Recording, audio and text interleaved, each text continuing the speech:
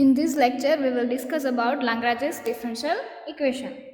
તો Lagrange's differential equation કેવું છે, એનું જનરલ ફોર્મ કેવું છે, એનું સોલ્યુશન આપણને કઈ રીતે મળશે એના ઉપર આપણે વાત કરીએ. તો let us start with a differential equation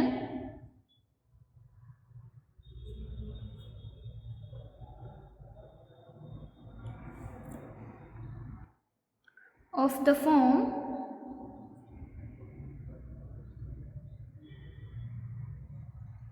y is equal to f of p into x plus phi of p.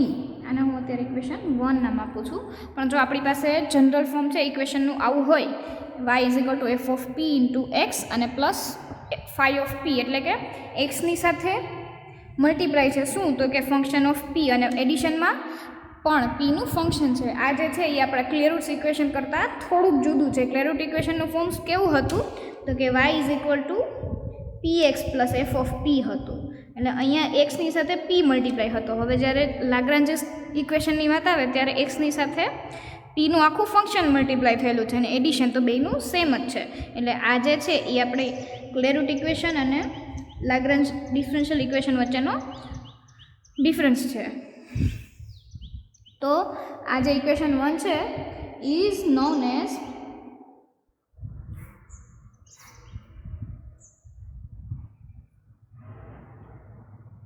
Lagrange's differential equation.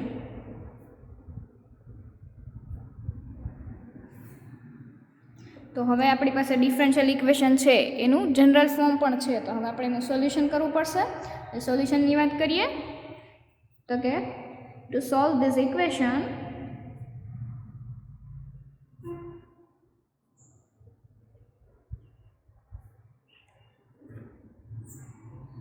differentiate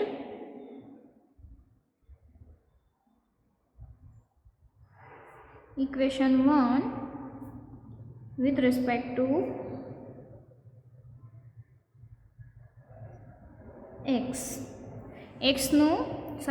equation 1 નું x રિસ્પેક્ટ ટુ ડેરિવેટિવ કરવાનું છે. તો આપણને શું મળશે, y નું derivative dy by dx is equal two આપણે એક્સનું derivative કરી નાખીએ પહેલાં, એટલે આપણને એફ ઓફ પી કોન્સ્ટન્ટ રાખશું એટલે એક્સનું ડેરિવેટિવ મળશે મને 1 અને મલ્ટિપ્લિકેશન રૂલ લાગશે એટલે હવે એક્સ એઝ ઇટ ઇઝ રહેશે અને એફ ઓફ પીનું ડેરિવેટિવ થશે એફ ડેશ પી, અને પી છે એમાં પણ આપણને એક્સ વેરિયેબલ આવશે તો એના ઉપર આપણને ચેઇન રૂલ લાગશે. તો એનું ડેરિવેટિવ આપણે મળશે ડીપી બાય ડીએક્સ અને સેમ ફાઈ ઓફ પીનું ડેરિવેટિવ શું થશે, તો કે phi dash p into d p by dx. તો હવે આપણે dy બાય dx એટલે આપણે એને શું ડિનોમિનેશન આપ્યું છે, તો કે p.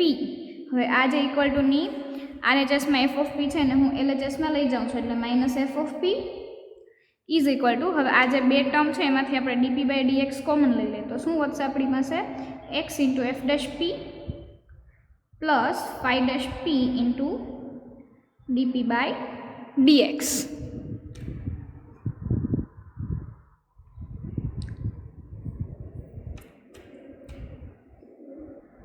હવે આ ઇક્વેશનને સોલ્વ કરવા માટે આપણે ડીપી બાય ડીએક્સ છે એને આનો સબ્જેક્ટ બનાવશું તો મને શું મળશે, અધરવાઇઝ હું આને શું કરું છું, આ મેં એલએચએસમાં લઈ જાઉં છું એટલે મને પાસે શું વધશે ડીએક્સ બાય ડીપી અને આ જે પી માઇનસ એફ ઓફ પી છે એને હું ડિવાઈડ કરું છું એટલે કે ઇક્વેશનની આરએચએસમાં લઈ આવું તો શું વધશે આપણી પાસે, તો કે x into f dash p plus phi dash p divided by p minus f of p. તો હવે આપણે શું કરશું, આ જે p minus f of p છે ને એને આ બે ટર્મને સાથે ડિવાઈડ કરશું, બે ટર્મમાં ઇન્ડિવિજ્યુઅલ ડિવાઈડ કરી દઈશું તો આપણે શું મળશે, તો કે therefore dx by d p is equal two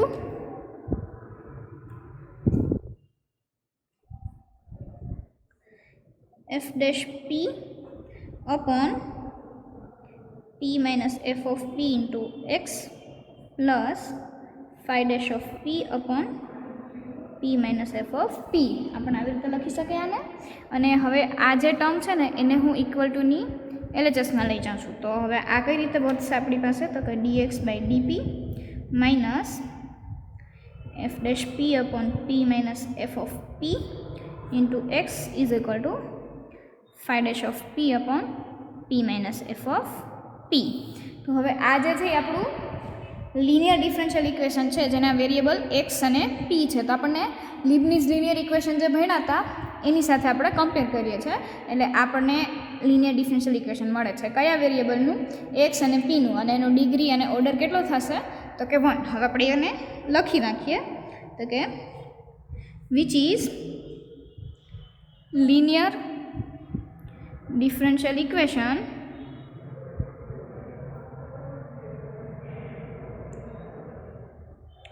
of first degree and one order or order 1 in variable x and p. તો x અને p નું લિનિયર ફોર્મ કેવું થશે તો કે જે dy બાય dx લખતા હતા એના બદલે આપણે dx બાય dp મળશે પ્લસ ફંક્શન જે છે આપણે અહીંયા p ઓફ x મળતું હતું એ અહીંયા આપણને p ઓફ p મળશે અને એની સાથે મલ્ટીપ્લાય થયેલો y હતો હવે અહીંયા આપણને x મળશે અને is equal two q of x હતું એ અહીંયા મને શું મળશે q ઓફ p. તો હવે આ જે લિનિયર ઇક્વેશન છે તો આપણને આનું સોલ્યુશન કરતાં આવડે છે તો બસ હવે આપણે સોલ્યુશન કરવાની વાત તો થઈ ગઈ. તો શું થશે આનું સોલ્યુશન તો કે and its solution is obtained by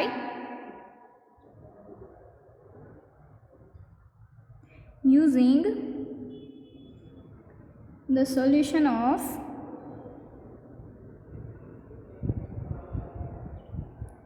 differential equation of first order and first degree. તો એનું સોલ્યુશન આપણને ખબર છે તો કે એનું સોલ્યુશન શું હતું તો કે y અને x વેરિયેબલ હોય ત્યારે સોલ્યુશન હતું y into e raise to integration p of x into dx is equal two integration q into e raise to integration p dx into dx અને પ્લસ કોન્સ્ટન્ટ c. તો હવે એ જ આપણે અહીંયા x અને p માં લખવાનું છે તો આપણને સોલ્યુશન શું મળશે તો કે y ની બદલે આપણે x મળશે અને into e raise to integration p into dp થશે અને is equal two integration q of p into e raise to integration of p dp into dp અને પ્લસ ઇન્ટિગ્રેટિંગ કોન્સ્ટન્ટ c.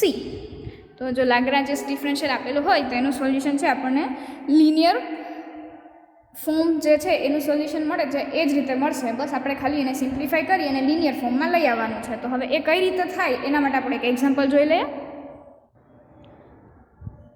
આપણી પાસે એક્ઝામ્પલ છે p³ - xp - y is equal two 0.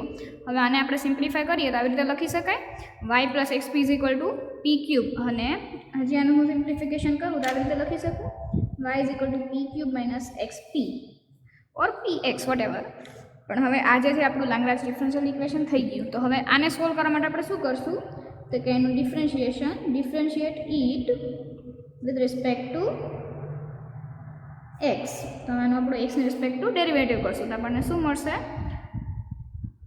y નું derivative મને મળશે dy by dx is equal to p³ નું derivative 3 × p² અને p ઉપર ફરીથી ચેન રૂલ એટલે dp by dx minus x નું ડેરિવેટિવ 1 થઈ જાય એટલે p અને minus x as it is રાખીને p નું ડેરિવેટિવ મને મળશે dp બાય dx. તો હવે આ બે ટર્મ છે એમાંથી હું dp બાય dx કોમન લઈશ અને આ p ને ઇક્વલ ટુની પેલી બાજુ લઈ જઈશ તો આ dy બાય dx ને શું લખાય p પછી આ RHS નો માઇનસ p છે અહીંયા આવશે એટલે plus p is equal to 3p² minus x into dp by dx. તો આના રીતે લખી શકાય 2p is equal to 3p² minus x into dp by dx. તો હવે આને આપણે dp બાય dx નો સબ્જેક્ટ બનાવું તો મને શું મળશે તો કે dx by dp is equal to 3p² minus x upon 2p. હવે આ 2p છે આપણે બેને ઇન્ડિવિજ્યુઅલી ડિવાઈડ કરી દઈએ બે ટર્મને આપી દઈએ તો મને શું મળશે તો કે dx by dp is equal to 3p² upon 2p એટલે 3p બાય 2 મળશે અને માઇનસ x અપોન 2p. તો હવે આને લિનિયર લીબનીઝ લિનિયર ઇક્વેશન છે એ ફોર્મમાં કન્વર્ટ કરવું હોય મારે તો શું કરવું પડે તો કે dx બાય ડીપી એની સાથે એક ટર્મ એવી કે જેની સાથે x મલ્ટીપ્લાય હોય એટલે આપણી પાસે અહીંયા આવું છે એટલે આને હું LHSમાં લઈ જાઉં એટલે શું મળશે પ્લસ 1/2p ઇન્ટુ એક્સ અને ઇઝ ઇક્વલ ટુ 3/2p. તો આના ઉપરથી આપણને p અને qની વેલ્યુ શું મળશે તો કે p આપણને આ મલ્ટીપ્લાય થયેલો xની સાથે શું છે તો કે 1/2p મળશે અને q ઓફ p એટલે આ 3/2 ઇન્ટુ p. તો હવે આપણી પાસે p અને q છે તો હવે લીબનીઝ લિનિયર ઇક્વેશનનું સોલ્યુશન છે એ જ પ્રમાણે આપણે સોલ્યુશન કરશું.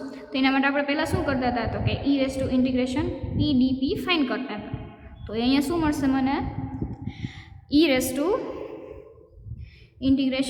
એટલે 1/2 ઇન્ટુ p dp. હવે આ 1/2 છે એ આપણે કોન્સ્ટન્ટ છે એટલે એને આપણે બહાર લઈ લઈએ અને ઇન્ટિગ્રેશન 1/p ઇન્ટુ dp આવું બચે આપણી પાસે.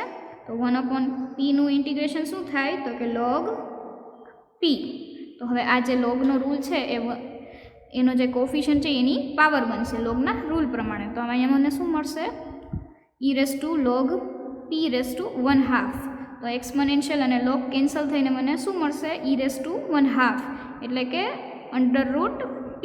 ટૂંકમાં આપણને e⁻p dp એની વેલ્યુ કેટલી મળી તો કે √p.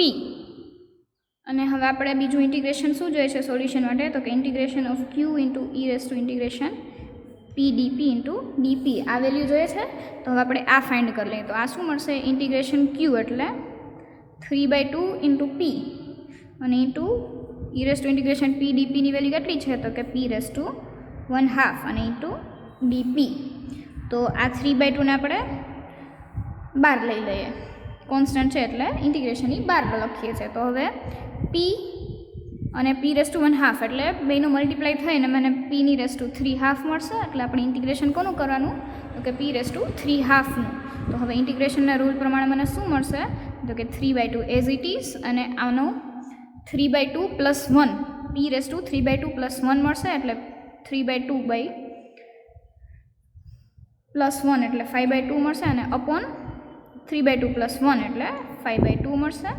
અહીંયા 2 2 કેન્સલ થઈ અને આ સોલ્યુશન મને શું મળશે અને પ્લસ ઇન્ટિગ્રેટિંગ કોન્સ્ટન્ટ મળશે એટલે 3/5 ઇન્ટુ p⁻5/2 અને પ્લસ કોન્સ્ટન્ટ c. તો હવે આના ઉપરથી આપણને સોલ્યુશન શું મળે તો કે therefore the solution is શું થાય તો કે x into e⁻p dp is equal to integration of q into e⁻p dp plus constant c. તો આ બધી વેલ્યુ આપણી પાસે આવી ગઈ. તો x into √p is equal two આની વેલ્યુ છે મારી પાસે 3/5 p⁻5/2 પ્લસ કોન્સ્ટન્ટ c. તો હવે આ જે 1/2 છે એને આપણે સિમ્પ્લિફાય કરશું એટલે હવે આપણને શું મળશે therefore we get x is equal to ટૂંકમાં આપણે આખા ઇક્વેશનને p⁻1/2 વડે ડિવાઈડ કરીએ છીએ એટલે આપણને શું મળશે અહીંયા x અહીંયા √p ડિવાઈડ થઈ ગયો બરાબર. પછી અહીંયા શું મળશે 3/5 એઝ ઇટ ઇઝ 5 p⁻2 આપણી પાસે 5/2 છે અને એની હારે હું 1/2 ડિવાઈડ કરું છું એટલે આવું થાય p⁻5/2 -1/2. તો આનું સિમ્પ્લિફિકેશન મને શું મળશે તો કે p⁻5 -1 એટલે 4/2 એટલે p². એટલે અહીંયા મારી પાસે શું બચશે તો કે p² અને પ્લસ c અને એની સાથે જે આમ ડિવાઈડ કરેલો છે એ હું અહીંયા લખી નાખું p⁻1/2. એટલે આપણે એક આ ઇક્વેશન મેળવ્યું અને આપણે ઇક્વેશન 2 કહી દઈએ. અને હવે આપણે ઇક્વેશન 2 ની વેલ્યુ છે એ ઇક્વેશન 1 માં સબસ્ટિટ્યુટ કરશું. Now substituting value of equation 2 in equation 1. What we get equation 1 આપણી પાસે શું છે તો કે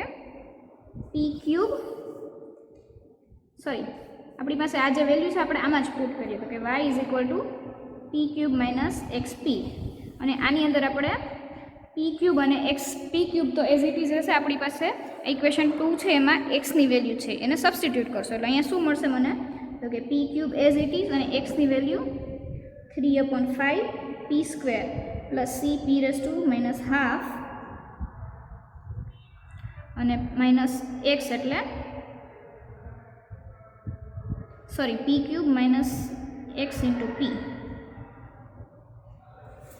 અને હવે આનું સિમ્પ્લિફિકેશન કરીએ એટલે આપણને શું મળશે પી ક્યુબ માઇનસ આ પી મલ્ટીપ્લાય થાય બરાબર એટલે અહીંયા શું મળશે મને 3/5 પી ક્યુબ આ મલ્ટીપ્લાય થાય અને માઇનસ સી અને પી રેઝ ટુ -1/2 અને ઇન્ટુ +1 એટલે પી રેઝ ટુ 1/2 બચશે.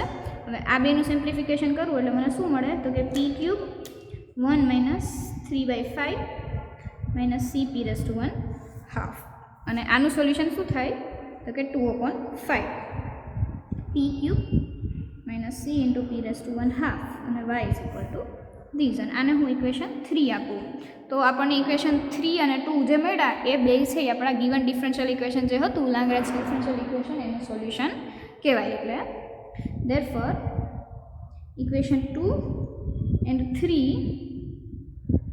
are together solutions of given differential equation.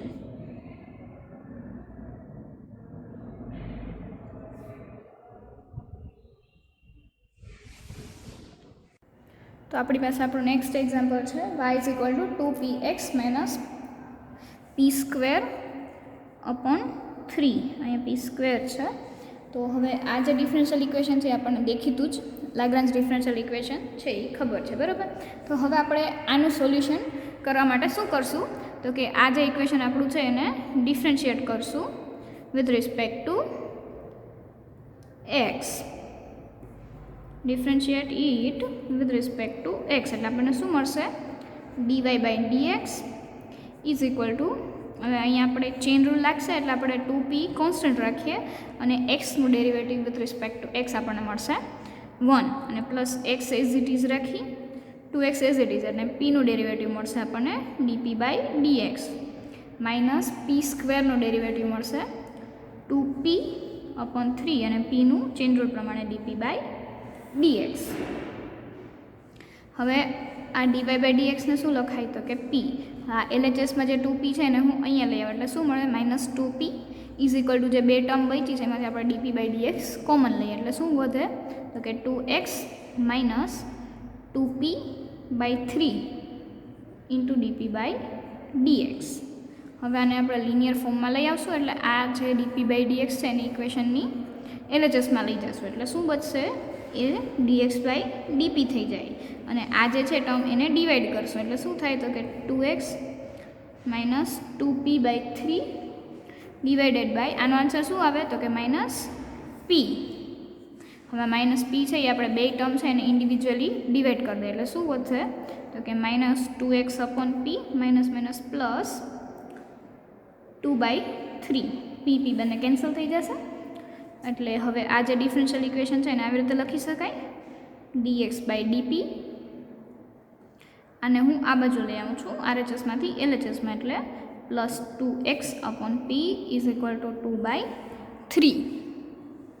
તો હવે આપણને p અને qની વેલ્યુ આમાંથી મળી જાય તો આપણો p શું મળશે તો કે 2/p અને qની વેલ્યુ શું મળશે મને 2/3. તો હવે આ લીબનિઝ લિનિયર ઇક્વેશન છે એટલે આપણને હવે સોલ્યુશન તો આવડે છે. તો એ સોલ્યુશન માટે આપણે પહેલાં શું કરશું તો કે e⁻p ની વેલ્યુ ફાઇન્ડ કરશું એટલે એ શું મળશે e⁻2 × 1/p dp એટલે આ શું વધે e⁻2 log of p અને આવી રીતે લખી શકાય e⁻log p સ્ક્વેર અને એક્સપોનેન્શિયલ અને લોગેરિધમ બંને કેન્સલ થઈ અને આપણને શું મળશે p સ્ક્વેર એટલે ટૂંકમાં આપણને e⁻p dp ની વેલ્યુ કેટલી મળી p સ્ક્વેર. તો હવે આપણે સોલ્યુશન માટે જે ટર્મ ઘટે છે એ કેલ્ક્યુલેટ કરીએ તો આપણી પાસે અહીંયા ઇન્ટિગ્રેશન p dp ની વેલ્યુ છે ને આપણે લખી રાખીએ p સ્ક્વેર અને હવે આપણે જોઈએ છે integration of q into e raise to integration P DP into DP. તો આ શું મળશે મને? ક્યુ એટલે 2/3 અને ઇન્ટુ પી સ્ક્વેર ઇન્ટુ ડીપી. તો 2/3 તો કોન્સ્ટન્ટ રહેશે, પી સ્ક્વેરનું ઇન્ટિગ્રેશન થશે પી ક્યુબ બાય 3 અને પ્લસ કોન્સ્ટન્ટ સી. તો આને કઈ રીતે લખાય હવે? અને સિમ્પ્લિફાય કરી દે 2/9 અને ઇન્ટુ પી ક્યુબ પ્લસ કોન્સ્ટન્ટ સી. તો therefore the solution is given by x into e raised to integration p dp એટલે x into p square is equal to integration of this. તો આનો આન્સર મને શું મળશે? 2/9 p cube અને plus constant c. તો હવે આ જે p સ્ક્વેર છે ને એને આપણે ડિવાઈડ કરી દઈએ આખા ઇક્વેશનને p સ્ક્વેર સાથે, એટલે આપણને આ જે સોલ્યુશન મળશે એ એક્સના ટર્મમાં મળશે. એટલે શું મળ્યું મને? x ઇઝ ઇક્વલ ટુ 2/9 પી ક્યુબને હું પી સ્ક્વેર સાથે ડિવાઈડ કરું એટલે p વધે અને plus C into P race to -2. તો આને આપણે ઇક્વેશન સ્ટાર નામ આપી દઈએ.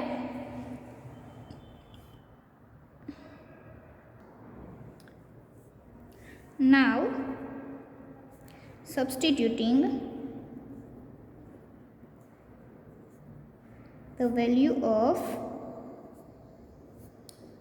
equation star in given differential equation, what we get? Given differential equation શું છે આપણી પાસે?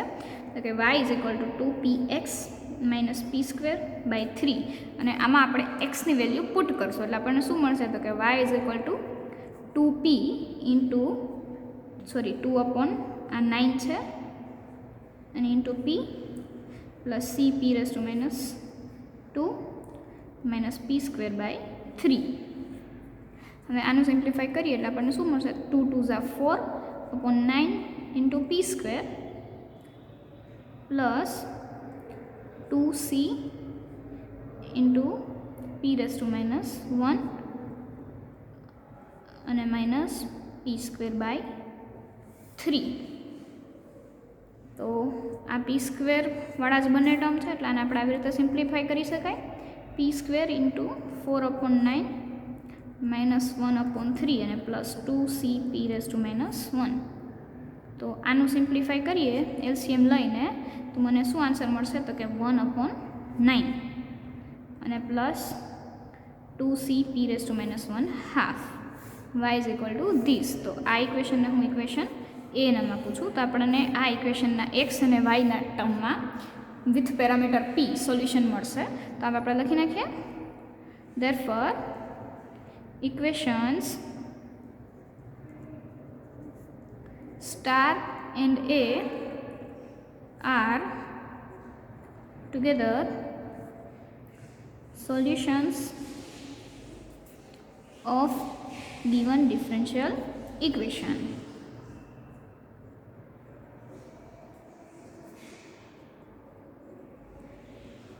With parameter p.